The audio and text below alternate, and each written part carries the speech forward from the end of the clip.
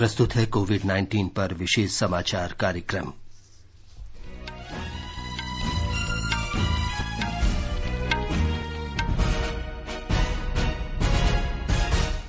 सरकार ने कहा कोविड-19 की मृत्यु दर कम करने के लिए जांच और उपचार पर जोर दिया जा रहा है।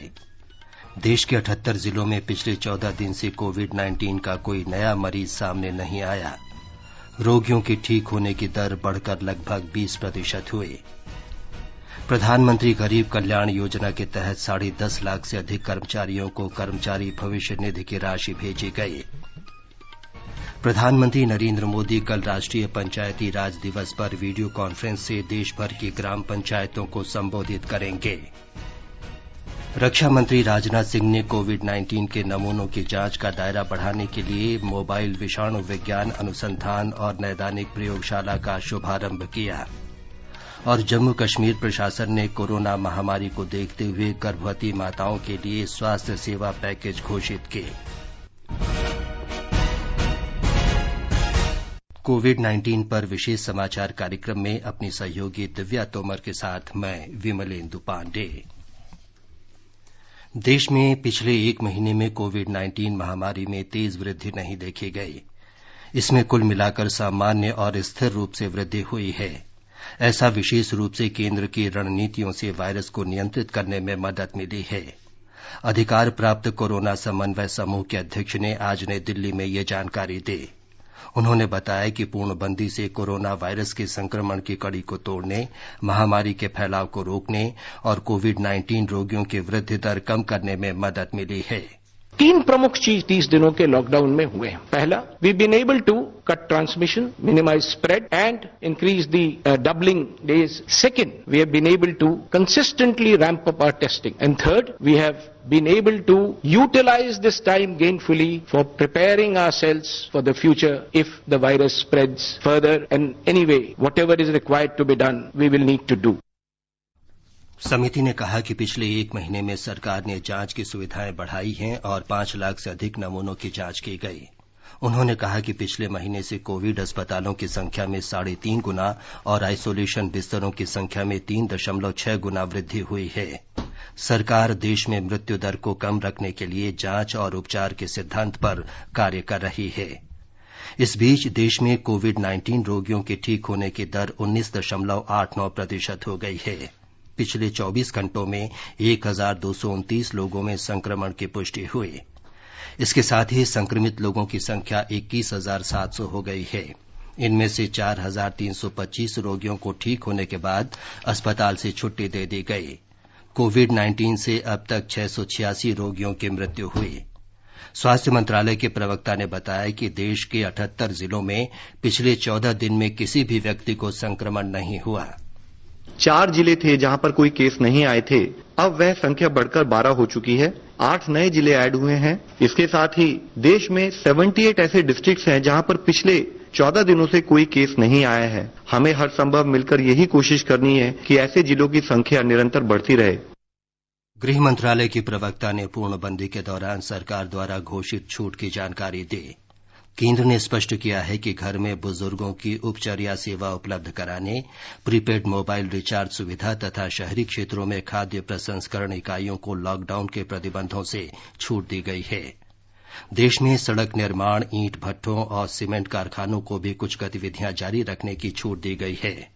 अधिकारी ने बताया कि राज्यों में ऐसे क्षेत्रों में व्यावसायिक गतिविधि को छूट दी गई है जो दिशा निर्देशों के अनुसार हॉट स्पॉट नहीं है। लॉकडाउन के एनफोर्समेंट देश में कुछ घटनाओं को छोड़ अधिकांश स्थानों पर संतोषजनक चल रहा है। आर्थिक गतिविधियों में खासकर ग्रामीण क्षेत्रों में प्रगति हो रही है। 22 अप्रैल तक मनरेगा के तहत 1.5 करोड़ से अधिक श्रम दिवस अर्जित हुए हैं। जो क्षेत्र हॉटस्पॉट या कंटेनमेंट जोन में नहीं है, वहां गृह मंत्रालय के निर्देशानुसार राज्य सरकारें औद्योगिक इकाइयों को सुव्यवस्थित तरीके से शुरू करवाने में लगी हुई हैं। भारतीय आयुर्विज्ञान अनुसंधान परिषद के प्रवक्ता ने बताया कि देश में 325 प्रयोगशालाओं में कोविड-19 की जांच की जा रही है। भारतीय आयुर्विज्ञान अनुसंधान परिषद के महानिदेशक ने बताया कि कोविड-19 संक्रमण की दर 4.5% रही है और ये कहा जा सकता है कि हम इसे नियंत्रित रखने में समर्थ रहे हैं। उन्होंने कहा कि केंद्र ये सुनिश्चित करने के लिए राज्यों के साथ काम कर रहा है कि जांच प्रयोगशालाओं में अपेक्षित रिएजेंट समय से पहुंच जाएं। इस अवसर पर नई दिल्ली में एम्स के निदेशक डॉक्टर रणदीप गुलेरिया ने कहा कि कोविड-19 रोगी अत्यधिक चुनौतियों और कलंक का सामना कर रहे हैं जो न्यायोचित नहीं है। उन्होंने कहा कि कोविड-19 के रोगियों का ठीक होना जीत का प्रतीक है। अब ऐसे रोगियों तक पहुंचने की आवश्यकता है जो कलंक के कारण सामने नहीं आ रहे हैं। एम्स के निदेशक ने कहा कि कोविड-19 से संबंधित कलंक के कारण रोगी सामने नहीं आ रहे हैं अथवा सांस लेने में गंभीर शिकायत के बाद बहुत देर से सामने आ रहे हैं। श्री गुलेरिया ने कहा कि कोरोना संक्रमण के अलावा अन्य गंभीर बीमारियों से ग्रस्त रोगियों के लिए विशेष व्यवस्था की गई है। जब हम कोविड पे फोकस कर रहे हैं, नॉन कोविड फैसिलिटीज पर भी ध्यान दिया जा रहा है। कई हॉस्पिटल्स ने टेली कंसल्टेशन शुरू कर दिया है जिससे हम लॉकडाउन के दौरान भी इन पेशेंट्स को रीच आउट कर सकें, उनको फोन कर पाएं, सपोर्ट कर पाएं। तो हमें ये दोनों चीजें बैलेंस करनी पड़ेंगी, कोविड सेंटर्स और नॉन कोविड सेंटर्स, जहां पे हम पूरी तरह से इन लोगों का केयर प्रोवाइड कर पाएं और इन दोनों को मिक्स ना करें, जिससे जो ये इम्यूनो कॉम्प्रोमाइज पेशेंट्स हैं जिनको कोविड के रिस्क सीवियर इन्फेक्शन होने के चांसेस ज्यादा हैं, वो अलग रहें और कोविड वाले जो हैं वो अलग से रहें। प्रधानमंत्री नरेंद्र मोदी कल राष्ट्रीय पंचायती राज दिवस के अवसर पर देश भर की ग्राम पंचायतों को संबोधित करेंगे। श्री मोदी लॉकडाउन के मद्देनजर वीडियो कॉन्फ्रेंस के जरिए विभिन्न प्रतिभागियों के साथ बातचीत करेंगे। एक रिपोर्ट। इस अवसर पर प्रधानमंत्री एकीकृत ई ग्राम स्वराज पोर्टल और मोबाइल एप्लीकेशन की शुरुआत करेंगे। पंचायती राज मंत्रालय द्वारा शुरू किए गए इस एकीकृत पोर्टल से ग्राम पंचायतों को अपनी विकास योजनाओं को तैयार करने और इसके क्रियान्वयन में मदद मिलेगी। इसके अलावा प्रधानमंत्री स्वामित्व स्कीम की भी शुरुआत करेंगे। पंचायती राज दिवस पर हर साल सरकार बेहतर कार्य करने वाले पंचायतों और राज्यों को सम्मानित करती है और इस वर्ष ऐसे 4 पुरस्कार देने का निर्णय लिया गया है। दिवाकर, आकाशवाणी समाचार, दिल्ली। संविधान संशोधन अधिनियम 1992 के जरिए 24 अप्रैल 1993 को पंचायती राज व्यवस्था लागू हुई थी। इसे देश में जमीनी स्तर पर सत्ता के विकेंद्रीकरण के इतिहास में महत्वपूर्ण दिन माना जाता है। प्रधानमंत्री गरीब कल्याण योजना के तहत 10.5 लाख से अधिक कर्मचारियों को कर्मचारी भविष्य निधि का फायदा मिला है। 68,000 से अधिक प्रतिष्ठानों को निधि योगदान के रूप में लगभग 162 करोड़ रुपए दिए गए हैं। वहीं प्रधानमंत्री गरीब कल्याण योजना के तहत 33 करोड़ से अधिक गरीबों को सीधे वित्तीय सहायता दी गई है। वित्त मंत्री सीतारमण ने गरीबों को लॉकडाउन के प्रभाव से बचाने के लिए पिछले महीने की 26 तारीख को पैकेज की घोषणा की थी। इसके तहत सरकार ने महिलाओं, गरीब, वरिष्ठ नागरिकों और किसानों को निःशुल्क अनाज और नकदी के भुगतान की घोषणा की थी। 20 करोड़ 5 लाख महिलाओं को जनधन खाते में 10,000 करोड़ रुपए से अधिक की राशि डाली गई है। बुजुर्गों, विधवाओं और दिव्यांगों को लगभग 2 करोड़ 82 लाख रुपए दिए गए हैं। प्रधानमंत्री किसान सम्मान निधि की पहली किस्त के रूप में 16,000 करोड़ रुपए से अधिक की राशि 8 करोड़ किसानों के खाते में डाली गई है। भवन निर्माण में लगे 2 करोड़ 17 लाख कामगारों को वित्तीय सहायता के रूप में 3,497 करोड़ रुपए दिए गए हैं। प्रधानमंत्री गरीब कल्याण योजना के तहत 39 करोड़ 27 लाख लोगों को निःशुल्क अनाज बांटा गया है। प्रधानमंत्री उज्ज्वला योजना के तहत 2 करोड़ 66 लाख सिलेंडर निःशुल्क दिए गए हैं। स्वास्थ्य कर्मियों की सुरक्षा के लिए महामारी आपदा अधिनियम 1897 में संशोधन का अध्यादेश लागू हो गया है। राष्ट्रपति रामनाथ कोविंद ने आज इसे मंजूरी दी। इस अध्यादेश में हिंसा को संज्ञेय और गैर जमानती अपराध माना गया है और स्वास्थ्य कर्मियों को चोट के लिए मुआवजे का भी प्रावधान किया गया है। अध्यादेश में उत्पीड़न, शारीरिक चोट और संपत्ति को नुकसान पहुंचाना हिंसा माना जाएगा। एक रिपोर्ट। किसी भी स्थिति से निपटने के लिए सरकार की त्वरित प्रक्रिया एक बार फिर से उजागर हुई है। गृह मंत्री अमित शाह द्वारा चिकित्सा कर्मियों की सुरक्षा के आश्वासन के मात्र 1 दिन के अंदर ही सरकार ने इस अध्यादेश को लागू कर दिया है। लोगों ने बड़े पैमाने पर चिकित्सा कर्मियों का पूरा सहयोग किया है, लेकिन उनके मनोबल को बनाए रखने के लिए कड़े प्रावधानों की आवश्यकता के मद्देनजर इस अध्यादेश को लाया गया। अधिकतम डॉक्टरों, नर्सों और पैरामेडिकल्स की भागीदारी सुनिश्चित करने के लिए सरकार ने इन प्रावधानों के तहत राज्यों को अतिरिक्त स्वास्थ्य कर्मियों को भी शामिल करने का अधिकार दिया है। अध्यादेश में 7 साल तक के कारावास और हिंसा और क्षति के मामलों में 2 लाख रुपए तक के जुर्माने का भी प्रावधान किया गया है। सरकार ने 15,000 करोड़ के पैकेज की घोषणा करते हुए चिकित्सा सहायता और स्वास्थ्य देखभाल सुविधा की उपलब्धता को भी सुनिश्चित किया है। आनंद चतुर्वेदी, आकाशवाणी समाचार, दिल्ली। आकाशवाणी से विशेष बातचीत में इंडियन मेडिकल एसोसिएशन के अध्यक्ष डॉक्टर राजन शर्मा ने स्वास्थ्य कर्मियों की सुरक्षा सुनिश्चित करने के लिए सरकार के शीघ्र और समय पर किए गए प्रयासों की सराहना की। The government issued an ordinance and it was ratified by the President that day itself. I would wholeheartedly welcome it. I would like to see a day when this ordinance of this act is not implemented so as my people of the country understand the importance of healthcare and do not indulge in any violence both in life and death on any healthcare professional. That would be the biggest victory for me. रक्षा मंत्री राजनाथ सिंह ने आज video conference के जरिए कोविड-19 के नमूनों की जांच के लिए मोबाइल विषाणु विज्ञान अनुसंधान और जांच प्रयोगशाला का शुभारंभ किया। इसे रक्षा अनुसंधान और विकास संगठन ने हैदराबाद के ईएसआईसी अस्पताल और निजी उद्योग के सहयोग से विकसित किया है। यह आवश्यकता महसूस की जा रही थी इस समय कोई न कोई एक मोबाइल टेस्टिंग लैब होनी चाहिए। इसीलिए डीआरडीओ ने इस दृष्टि से अपनी पहल की है और एक मोबाइल टेस्टिंग लैब तैयार करने में कामयाबी हासिल की। मुझे यह बताया गया है कि यह मोबाइल टेस्टिंग लैब प्रतिदिन 1 से लेकर 2000 सैंपल्स की यह टेस्टिंग कर सकती है। रक्षा मंत्री ने रिकॉर्ड 15 दिन में प्रयोगशाला स्थापित करने के लिए संबंधित पक्षों की सराहना की। आमतौर से ऐसी प्रयोगशाला विकसित करने में लगभग 6 महीने का समय लगता है। श्री सिंह ने कहा कि इस मोबाइल प्रयोगशाला में एक दिन में 1000 से अधिक नमूनों की जांच की जा सकेगी। इससे कोविड-19 से लड़ाई में देश की क्षमता बढ़ेगी। रक्षा मंत्री ने कहा कि देश की सेना कई तरह से कोविड-19 से लड़ाई में योगदान कर रही है। सेना के इन प्रयासों में संगरोध केंद्रों की स्थापना, स्वास्थ्य सेवा सुविधाएं उपलब्ध कराना और अन्य देशों से भारतीय नागरिकों को निकालना शामिल है। स्वास्थ्य मंत्रालय ने सुझाव दिया है कि कोरोना नियंत्रण क्षेत्र के अस्पतालों में सभी मरीजों का कोविड-19 के संदिग्ध मरीज के रूप में उपचार होना चाहिए। ये उपचार जांच परिणाम आने तक निर्धारित मानकों के अनुसार होना चाहिए। मंत्रालय ने गैर कोविड स्वास्थ्य सुविधा केंद्र में संदिग्ध कोविड-19 संक्रमण का पता चलने के बाद ये निर्देश जारी किया है। एक रिपोर्ट।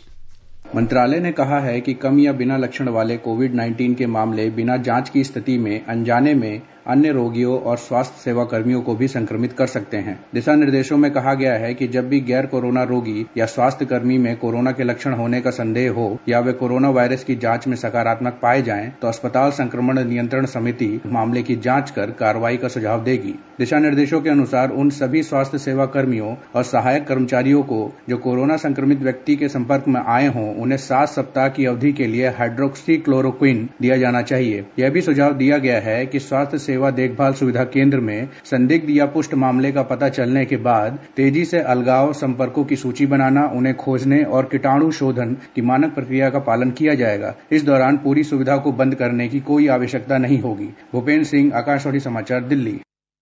भारतीय समुद्री सीमा में 40 दिन से 3 जहाजों में फंसे गोवा के 180 से अधिक यात्रियों को मुंबई में उतरने की अनुमति मिल गई है। 3 में से 2 जहाज कर्णिका और अंग्रिया मुंबई बंदरगाह पर खड़े हैं, जबकि तीसरा जहाज मरेला डिस्कवरी मुंबई तट से दूर खड़ा है। इन दोनों जहाजों के यात्रियों का आज कोविड परीक्षण होगा और बाद में उन्हें 14 दिन के क्वारंटीन में रखा जाएगा। मानव संसाधन विकास मंत्री रमेश पोखरियाल निशंक ने आज नई दिल्ली में कक्षा 6 से 8 के लिए वैकल्पिक शिक्षा कैलेंडर जारी किया। प्राथमिक और उच्च प्राथमिक स्तर के इस कैलेंडर को मंत्रालय के मार्गदर्शन में एनसीईआरटी ने तैयार किया है। इस दौरान ये ध्यान रखा गया है कि कोविड-19 के कारण विद्यार्थी घर में रहते हुए भी सार्थक ढंग से शिक्षा से जुड़े रहें। इस अवसर पर श्री निशंक ने कहा कि ये कैलेंडर विभिन्न तकनीकों और सोशल मीडिया के उपयोग के बारे में शिक्षकों का मार्गदर्शन करता है ताकि बच्चों को रुचिपूर्ण ढंग से शिक्षा दी जा सके। उन्होंने कहा कि शीघ्र ही कक्षा 9 से 12 तक के विद्यार्थियों के लिए भी ऐसा कैलेंडर जारी किया जाएगा। हमारे संवाददाता ने खबर दी है कि ये कैलेंडर कोविड-19 से निपटने के लिए ऑनलाइन संसाधनों के जरिए सकारात्मक ढंग से शिक्षा उपलब्ध कराने में विद्यार्थियों, शिक्षकों और अभिभावकों को सशक्त बनाएगा। इस अकादमिक कैलेंडर के माध्यम से बच्चे, अभिभावकों और शिक्षकों की सहायता से रुचिपूर्वक पढ़ाई कर सकेंगे। इस कैलेंडर को साप्ताहिक आधार पर जारी किया जाएगा और इसमें पाठ्यक्रम के अनुसार विषयों को रुचिकर बनाया जाएगा। इस कैलेंडर की सबसे प्रमुख बात यह है कि इन गतिविधियों की मैपिंग की जाएगी ताकि अभिभावक और अध्यापक बच्चों की शैक्षिक प्रगति पर नजर रख सकेंगे। यह बच्चों को पाठ्य पुस्तकों के अलावा नई चीजें सीखने के लिए प्रेरित करेगा। इसमें अनुभव आधारित शिक्षा के लिए कला और शारीरिक शिक्षा के साथ साथ योग भी शामिल किया गया है। तनाव और चिंता को दूर करने के तरीके भी इसमें बताए गए हैं। इस कैलेंडर में 4 भाषाओं संस्कृत, उर्दू, हिंदी और अंग्रेजी के विषयों को शामिल किया गया है। दीपेंद्र कुमार, आकाशवाणी समाचार। केंद्र सरकार ने कोविड-19 के कारण कठिन वित्तीय स्थिति को देखते हुए अपने कर्मचारियों के महंगाई भत्ते में वृद्धि पर रोक लगा दी है। कोविड-19 के कारण उत्पन्न संकट के मद्देनजर ये फैसला किया गया है कि 1 जनवरी 2020 से देय कर्मचारियों के महंगाई भत्ते की किस्त और पेंशनभोगियों को महंगाई राहत राशि का भुगतान नहीं किया जाएगा। 1 जुलाई 2020 और 1 जनवरी 2021 से देय महंगाई भत्ते और महंगाई राहत की किस्त का भुगतान भी नहीं किया जाएगा। हालांकि मौजूदा दर पर महंगाई भत्ता और महंगाई राहत जारी रहेगा। सरकार द्वारा जब भी 1 जुलाई 2021 से देय महंगाई भत्ते की किस्त जारी करने का फैसला लिया जाएगा, तब पूर्व की सभी दरें बहाल कर दी जाएंगी। केंद्र ने इन खबरों का खंडन किया है कि किसी कारखाने में कोविड-19 रोगी का मामला सामने आने पर कारखाने को बंद कर दिया जाएगा और कंपनी के सीईओ को जेल भेजा जाएगा। राज्यों के मुख्य सचिवों को लिखे पत्र में केंद्रीय गृह सचिव अजय कुमार भल्ला ने कहा कि कुछ कंपनियों और मीडिया की ऐसी आशंकाएं लॉकडाउन के दिशा निर्देशों की गलत व्याख्या पर आधारित हैं। पूर्णबंदी के दिशा निर्देशों में कहीं भी ये उल्लेख नहीं है कि किसी कारखाने में कोविड-19 का रोगी मिला तो उसके सीईओ को जेल भेजने सहित कानूनी कार्रवाई की जाएगी। श्री भल्ला ने कहा कि ऐसे मामले में कारखाने को बंद करने का भी दिशा निर्देशों में उल्लेख नहीं है। भारतीय जनता पार्टी के वरिष्ठ नेता और केंद्रीय मंत्री प्रकाश जावड़ेकर ने कांग्रेस की अंतरिम अध्यक्ष सोनिया गांधी के आरोपों पर कड़ा प्रतिकार किया है। श्रीमती गांधी ने भाजपा पर सांप्रदायिक भेदभाव और घृणा फैलाने का आरोप लगाया है। श्री जावड़ेकर ने आज नई दिल्ली में श्रीमती गांधी के बयान की निंदा की और आरोप लगाया कि कांग्रेस समाज को विभाजित कर रही है। उन्होंने कहा कि राष्ट्र कोविड-19 महामारी से लड़ रहा है, लेकिन कांग्रेस संकट की इस घड़ी में सहायता करने की बजाय सरकार की राह में बाधाएं खड़ी कर रही है। श्री जावड़ेकर ने कांग्रेस पर नकारात्मक राजनीति करने का भी आरोप लगाया। कांग्रेस समाज में जानबूझकर भेद तैयार कर रही है और ये भेद समाज को तकलीफ देता है। इसलिए हम इनके ऐसे वक्तव्यों की भर्त्सना करते हैं। देश एक दिशा में जा रहा है, महामारी से लड़ रहा है। कांग्रेस वाले केवल और केवल पार्टी के स्वार्थ की बात करते हैं। ये समाचार हमारी वेबसाइट newsonair.com/हिंदी और हमारे mobile app news on AIR पर भी उपलब्ध हैं। ये आकाशवाणी है। आगे बढ़ने से पहले मुख्य समाचारों पर एक नजर। सरकार ने कहा कोविड-19 की मृत्यु दर को कम करने के लिए जांच और उपचार पर जोर दिया जा रहा है। देश के 78 जिलों में पिछले 14 दिन से कोविड-19 का कोई नया मरीज सामने नहीं आया। रोगियों के ठीक होने की दर बढ़कर लगभग 20% हुए। प्रधानमंत्री गरीब कल्याण योजना के तहत 10.5 लाख से अधिक कर्मचारियों को कर्मचारी भविष्य निधि की राशि भेजे गए। प्रधानमंत्री नरेंद्र मोदी कल राष्ट्रीय पंचायती राज दिवस पर वीडियो कॉन्फ्रेंस के जरिए देशभर की ग्राम पंचायतों को संबोधित करेंगे। रक्षा मंत्री राजनाथ सिंह ने कोविड-19 के नमूनों की जांच का दायरा बढ़ाने के लिए मोबाइल विषाणु विज्ञान अनुसंधान और नैदानिक प्रयोगशाला का शुभारंभ किया। और जम्मू कश्मीर प्रशासन ने कोरोना महामारी को देखते हुए गर्भवती माताओं के लिए स्वास्थ्य सेवा पैकेज की घोषणा की। केंद्र केंद्र के विभिन्न मंत्रालयों के दल ने मीडिया की इन खबरों का खंडन किया है कि उसने मुंबई में 30 अप्रैल तक 42,604 लोगों तथा 15 मई तक 6.5 लाख लोगों में कोविड-19 के संक्रमण का अनुमान लगाया है। मुंबई में जारी बयान में आज इस केंद्रीय दल ने स्पष्ट किया कि ऐसा कोई अनुमान नहीं लगाया गया है। ऐसा लगता है कि ये अनुमान करीब 3.8 दिन में संक्रमण के मामले दोगुने होने की गणना के काल्पनिक गणितीय मॉडल के आधार पर लगाए गए हैं। बताया गया है कि फिलहाल मुंबई में 7.1 दिन में संक्रमित लोगों की संख्या दोगुनी हो रही है। मध्य प्रदेश में कोरोना से संक्रमित लोगों की संख्या 1,600 से अधिक हो गई है। सबसे अधिक 945 संक्रमित मरीज इंदौर में हैं। राज्य में करीब 1,050 लोग इस बीमारी से ठीक हो गए हैं, जबकि अब तक 80 लोगों की मौत हुई है। हमारे संवाददाता ने खबर दी है कि प्रदेश में बड़ी संख्या में पुलिसकर्मी भी कोरोना से संक्रमित हुए हैं। मध्य प्रदेश में 50 से ज्यादा पुलिसकर्मी और उनके परिवार के लोग कोरोना संक्रमित पाए गए हैं। स्वास्थ्य विभाग के बाद सरकारी कर्मचारियों का यह दूसरा बड़ा समूह है जो कोविड-19 से संक्रमित है। मीडिया से बात करते हुए अतिरिक्त पुलिस महानिदेशक उपेंद्र जैन ने बताया कि पुलिसकर्मियों को यह संक्रमण तबलीगी जमात के सदस्यों से लगा है। कुछ विदेशी नागरिकों सहित तबलीगी जमात के कई सदस्य प्रशासन को बताए बिना फरवरी से भोपाल की विभिन्न मस्जिदों में रह रहे थे। एहतियात के तौर पर लगभग 2200 ऑन ड्यूटी पुलिसकर्मियों को होटल, लॉज और वैकल्पिक आवास में रहने के लिए कहा गया है ताकि उनके परिवार और पड़ोसी सुरक्षित रहें। इसके अलावा पुलिस मुख्यालय को भी 26 अप्रैल तक बंद कर दिया गया है। सभी कर्मचारियों को घर से काम करने के लिए कहा गया है। संजीव शर्मा, आकाशवाणी समाचार, भोपाल। गुजरात में आज शहरी क्षेत्रों में स्थित निर्यातोन्मुखी उद्योगों को गतिविधियां फिर शुरू करने की अनुमति दे दी गई है। राज्य सरकार ने कहा है कि अगर उनके ऑर्डर लंबित हैं तो ऐसी इकाइयां कामकाज फिर से शुरू कर सकती हैं। हमारी संवाददाता ने बताया है कि कोरोना वायरस के कोरोना नियंत्रित क्षेत्र में स्थित औद्योगिक इकाइयों को ये छूट नहीं दी गई है। मुख्यमंत्री के सचिव अश्विनी कुमार ने कहा कि शहर में स्थित जिन निर्यात उन्मुख उद्योग इकाइयों ने पहले से ही निर्यात के ऑर्डर ले रखे हैं, वे जिला कलेक्टर से उचित अनुमति मिलने के बाद 25 अप्रैल से परिचालन शुरू कर सकते हैं। हालांकि यह फैसला शहर के कंटेनमेंट जोन में स्थित इकाइयों पर लागू नहीं है। श्री कुमार ने कहा कि इन इकाइयों को कोरोना वायरस के प्रसार को रोकने के लिए श्रमिकों के लिए मास्क और सामाजिक दूरी का पालन जैसे मानक सुरक्षा उपाय सुनिश्चित करने होंगे। राज्य सरकार ने पहले ही 20 अप्रैल से शहर के बाहर स्थित औद्योगिक इकाइयों को परिचालन के लिए अनुमति दी थी। अब तक राज्य के 35,000 कारखानों में 3 लाख से अधिक श्रमिकों की मदद से उत्पादन शुरू कर दिया है। अपर्णा खुन, आकाशवाणी समाचार, अहमदाबाद। कर्नाटक के मुख्यमंत्री बीएस येदियुरप्पा ने वरिष्ठ अधिकारियों को आज राज्य में कृषि फसल की खरीद, उनको अन्य राज्यों और देश भर में परिवहन की व्यवस्था करने तथा पीने के पानी की आपूर्ति को प्राथमिकता देने के निर्देश दिए हैं।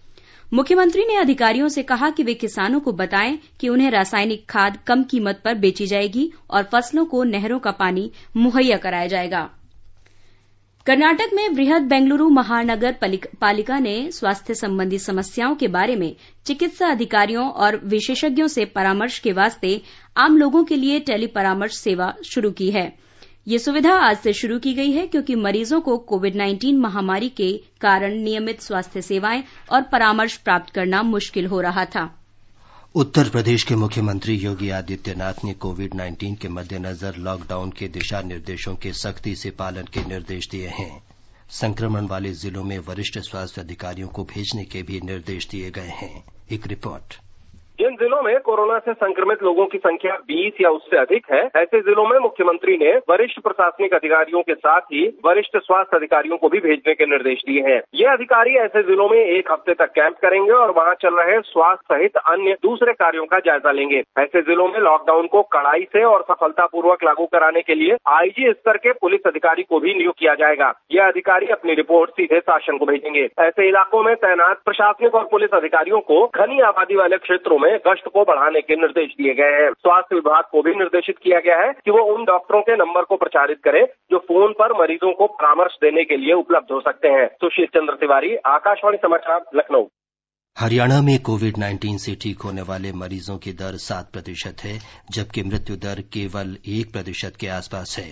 कोरोना के 4 मरीजों के ठीक होने के बाद छुट्टी दे दी गई और आज गुड़गांव में 4 और रोहतक में 2 कोविड-19 पॉजिटिव मामले सामने आए। हमारे संवाददाता ने बताया है कि राज्य में संक्रमित लोगों की संख्या 270 हो गई है। हरियाणा में आज 12 पॉजिटिव मरीजों को स्वस्थ होने के बाद अस्पताल से छुट्टी दी गई। इनमें से 7 मरीज नूंह जिले के हैं। वहीं आज गुरुग्राम में 4 और रोहतक में 2 कोविड-19 के नए पॉजिटिव मामले मिले हैं। इसके साथ हरियाणा में अब तक स्वस्थ हो चुके कोरोना मरीजों की गिनती 170 हो गई है, जबकि प्रदेश में अब तक मिले कुल संक्रमित मामलों की गिनती 270 हो गई है, जिनमें से 24 विदेशी नागरिक और 64 अन्य राज्यों से हैं। प्रदेश में अभी तक संक्रमण से केवल 3 ही मृत्यु हुई हैं और इस तरह अब उपचाराधीन मरीजों की गिनती 97 रह गई है। अश्विनी कुमार शर्मा, आकाशवाणी समाचार, चंडीगढ़। केंद्र शासित प्रदेश जम्मू कश्मीर में श्रीनगर जिला प्रशासन ने गर्भवती महिलाओं के लिए अगले 4 महीनों का स्वास्थ्य सेवा पैकेज तैयार किया है। हमारे संवाददाता ने बताया है कि प्रशासन का उद्देश्य ये सुनिश्चित करना है कि कोविड-19 के मद्देनजर स्वस्थ शिशु का जन्म हो और वो सुरक्षित रहे। श्रीनगर जिला प्रशासन 6300 से अधिक गर्भवती महिलाओं को कोरोना महामारी के मद्देनजर उनके स्वास्थ्य संबंधी चिंताओं को दूर करने के लिए प्रयास कर रहा है। महिलाओं के प्रसव से पहले और बाद की स्थितियों की निगरानी एक वेब आधारित एप्लीकेशन पर की जाएगी, जिसमें प्रसव की अपेक्षित तिथि, प्रशासनिक कार्रवाई, अस्पताल सहायता और टीकाकरण जैसे कार्यक्रमों का विवरण होगा। बच्चे के जन्म के बाद प्रशासन नई मां को बेबी किट प्रदान करेगा, जिसमें पोषण पूर्ति तत्वों के साथ लोशन, साबुन और सैनिटाइजर भी शामिल है। इस बीच कोरोना मुक्त के रूप में पुलवामा जिला घाटी में पहला जिला बन गया है। आवश्यक संगरोध के बाद जिले के सभी 3 पॉजिटिव रोगी सफलतापूर्वक स्वस्थ हो गए हैं। पुलवामा जिले के आकाशवाणी संवाददाता मीर नजीर ने जिला प्रशासन को कोरोना फ्री बनाने में सहायता करके महत्वपूर्ण योगदान दिया है। आकाशवाणी समाचार के लिए श्रीनगर से मैं सुनील कोल। मुस्लिम पर्सनल लॉ बोर्ड के संस्थापक सदस्य और शिक्षाविद कमाल फारूकी ने मुस्लिम समुदाय से लॉकडाउन के दौरान रमजान के महीनों में घर में ही नमाज अदा करने की अपील की है। मुसलमानों को जुमे की नमाज मस्जिद में जाकर न पढ़ने की और घर पर पढ़ने की, और मस्जिदों के अंदर सिर्फ उनको खुला रखने के लिए कि उसमें सिर्फ अजान होती रहे और सिर्फ जो मस्जिद के काम करने वाले 1-2 डिस्टेंस मेंटेन करके नमाज वहाँ 1-2 लोगों की हो। ये मुसलमानों का एक सबसे अहम महीना होता है रमजान मुबारक का, कि इबादत पूरी रखें लेकिन घर के अंदर रखें, और जो तरावी या जो भी नमाजें हैं वो घर पर भी आप पढ़ें तो सिर्फ अपने जो घर के लोग बाग हैं सिर्फ उनके साथ ही पढ़ें। श्री फारूकी ने मुसलमानों से बिना किसी धार्मिक भेदभाव के दान देने और जरूरतमंदों को खाना खिलाने की अपील की। तो हम ये भी दरख्वास्त अपने तमाम मुसलमान भाई और बहनों से करते हैं कि ज़कात दिल खोल कर दें और इसमें भी मदद करने के अंदर किसी किस्म का कोई इम्तियाज न बरतें। अगर कोई बराबर में आपका पड़ोसी कहीं दूर बार किसी भी मजहब से ताल्लुक रखता है उसका भी उसी तरह से ख्याल रखें कि जिस तरह से आप मुसलमान का ख्याल रखते हैं। अगर हमने सब कुछ ठीक ठाक किया तो आप यकीन मानिए कि हमारा मुल्क जो है वो पूरी दुनिया में एक अपनी मिसाल पेश करेगा और हम यकीनी तौर पर इंशाअल्लाह इस जंग के अंदर कामयाब होंगे। आकाशवाणी से बातचीत में फेफड़ा रोग विशेषज्ञ डॉक्टर जी कमल ने बताया कि लोगों को घर से बाहर निकलते समय मास्क जरूर लगाना चाहिए। Symptoms are often triggered by exercise, laughter, allergens, cold air, etc. And these symptoms may worsen during any viral infection, so as this COVID-19 infection also. Usually, a written action plan is given to all asthma patients, including children and adults. They should not stop any medications prescribed by their consultants without their advice, and mainly these inhalers they should not stop at this time. Sometimes a short course of oral corticosteroids may be needed for severe asthma exacerbation, and they should seek medical advice immediately. Akashvani का समाचार सेवा प्रभाग आज अपने phone in कार्यक्रम में कोविड-19 पर विशेष परिचर्चा प्रसारित करेगा। आयुष मंत्रालय की केंद्रीय आयुर्वेदिक विज्ञान और अनुसंधान परिषद के महानिदेशक प्रोफेसर वैद्य करतार सिंह धीमान परिचर्चा में भाग लेंगे। ये विशेष कार्यक्रम आज रात 9:25 से एफएम गोल्ड और अतिरिक्त मीटरों पर सुना जा सकता है। श्रोता 1800115767 और 0112331444 पर कॉल कर विशेषज्ञों से सवाल पूछ सकते हैं। रेल मंत्रालय देश भर में 2.5 लाख से अधिक लोगों को भोजन उपलब्ध करा रहा है। जिला प्रशासन का ये पका भोजन रेलवे की रसोई से लेकर जरूरतमंद लोगों तक वितरित कर रहा है। अंत में मुख्य समाचार एक बार फिर। सरकार ने कहा कोविड-19 की मृत्यु दर को कम करने के लिए जांच और उपचार पर जोर दिया जा रहा है। देश के 78 जिलों में पिछले 14 दिन से कोविड-19 का कोई नया मरीज सामने नहीं आया। रोगियों के ठीक होने की दर बढ़कर लगभग 20% हुई। प्रधानमंत्री गरीब कल्याण योजना के तहत 10.5 लाख से अधिक कर्मचारियों को कर्मचारी भविष्य निधि की राशि भेजी गई। प्रधानमंत्री नरेंद्र मोदी कल राष्ट्रीय पंचायती राज दिवस पर वीडियो कॉन्फ्रेंस से देश भर की ग्राम पंचायतों को संबोधित करेंगे। और रक्षा मंत्री राजनाथ सिंह ने कोविड-19 के नमूनों की जांच का दायरा बढ़ाने के लिए मोबाइल विषाणु विज्ञान अनुसंधान और नैदानिक प्रयोगशाला का शुभारंभ किया। और जम्मू कश्मीर प्रशासन ने कोरोना महामारी को देखते हुए गर्भवती माताओं के लिए स्वास्थ्य सेवा पैकेज घोषित किए। इसके साथ ही कोविड-19 पर विशेष समाचार कार्यक्रम का ये अंक समाप्त हुआ। नमस्कार।